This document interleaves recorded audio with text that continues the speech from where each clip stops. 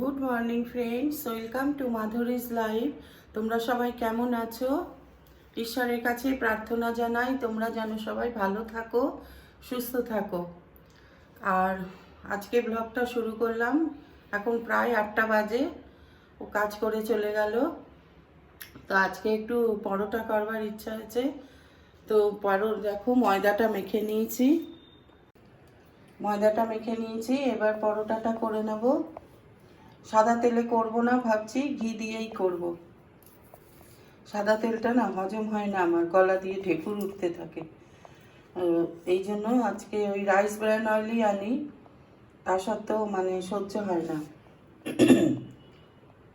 দেখো পরোটার সাথে এই গাজর, পেঁয়াজকলি, আলু এইসব মিশিয়ে একটা ভাজা করেছি।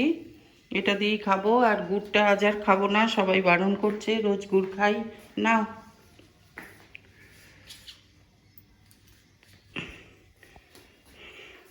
তাহলে এবার আমারটা খেয়ে নিই।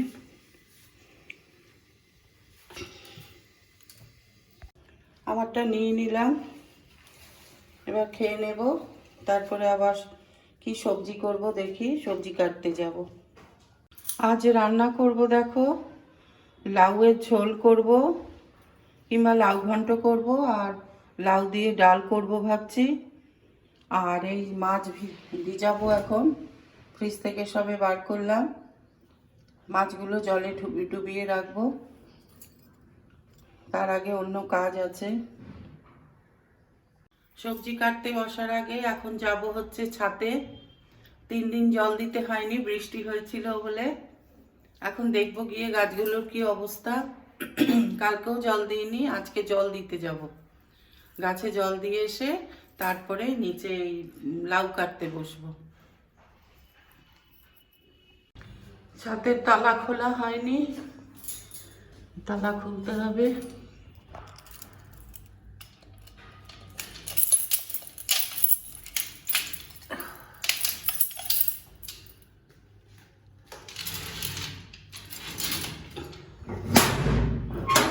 বাবা কি রোদ উঠেছে, চলো যাই। দেখো সেই হলুদ দিয়ে গেছিলাম, সব গাছেই দিয়েছিলাম। এই গাছগুলো সরিয়ে রেখেছিলাম যদি পোকা আসে। এই গাছগুলোতেও হলুদ দিয়েছিলাম। দেখো কি সুন্দর কাল ফুল ফুটেছিল। হলুদ দেওয়াতে পোকা চলে গেছে, গাছে একদম পোকা নেই। এবার একটু জল দিয়ে দেবো গাছে। হলুদটা এত উপকারী,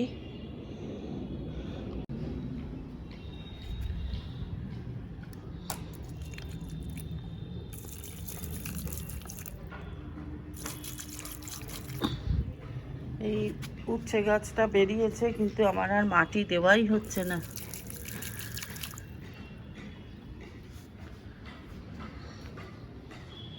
এই গাছটা খুব সুন্দর হয়েছে, কাগজ ফুলের গাছটা।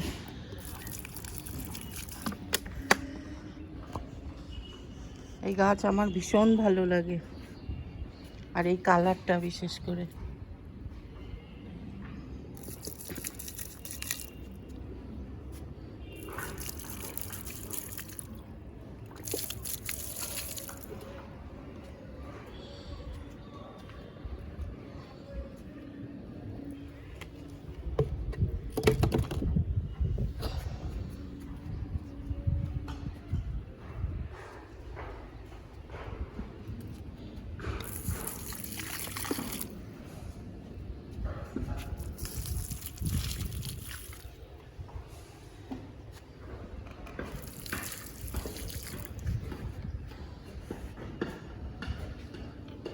কালকে ছাদে আসিনি, আসলেই জবা ফুলটা পেতাম।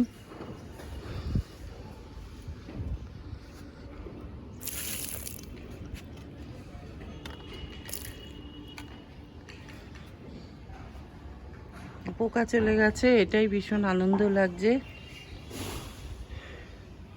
বৃষ্টির জলও পেয়েছে, হলুদও দিয়েছিলাম ভর্তি করে, গাছটা আবার তাজা হয়ে গেছে।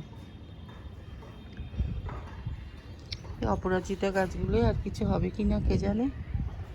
এই একটা কিনেছি, এই একটা সরিয়ে সরিয়ে রেখেছি এক গাছের পোকা যাতে আরেক গাছে না আসে।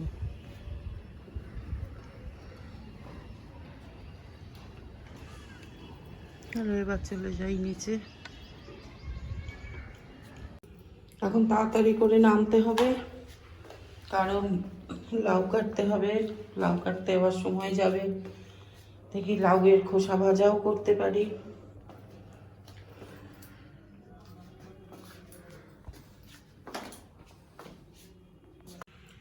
এখানে দেখো ছোলার ডাল একটু ভিজিয়ে রেখেছি, এটা দিয়ে বড়া করব।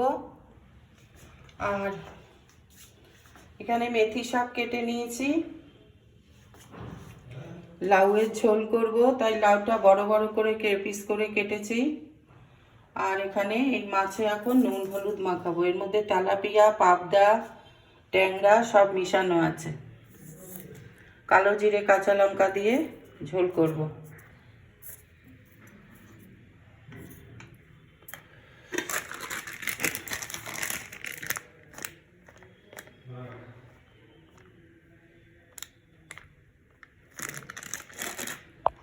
আর লাউয়ের ঝোলটা ওই ডালের বড়া করব, ছোলার ডালের, সেই দিয়ে করব। ডাল করব কিনা ঠিক নেই, দেখি ইচ্ছা করলে পরে আবার একটু ডাল করতেও পারি।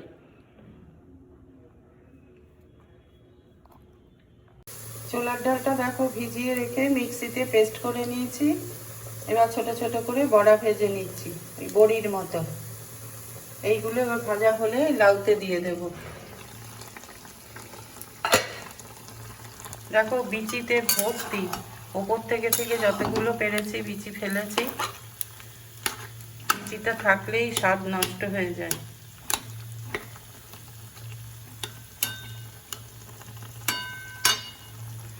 এর মধ্যে এবার একটু দুধ দিয়ে দেব।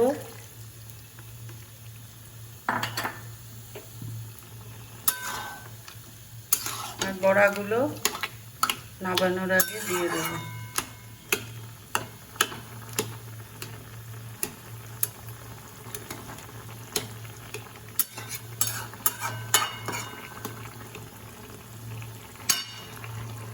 আসলে লাউয়ের বুকাটা মনে হয় ভালো করে কাটা হয়নি, তাড়াহুড়ো করেছি। যদিও একদম কচি লাউ।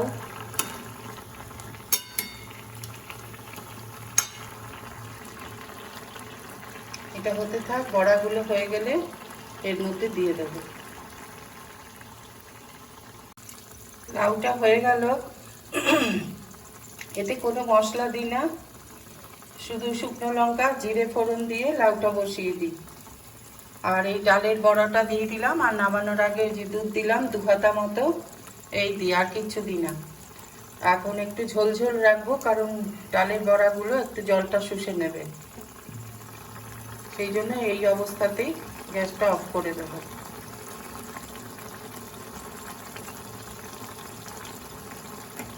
এটায় কোনো মশলা পড়ে না, খেতে খুব ভালো হয়। একটু বড়া দিয়ে বা বড়ি দিয়ে যদি করা যায় খেতে খুবই টেস্ট হয়।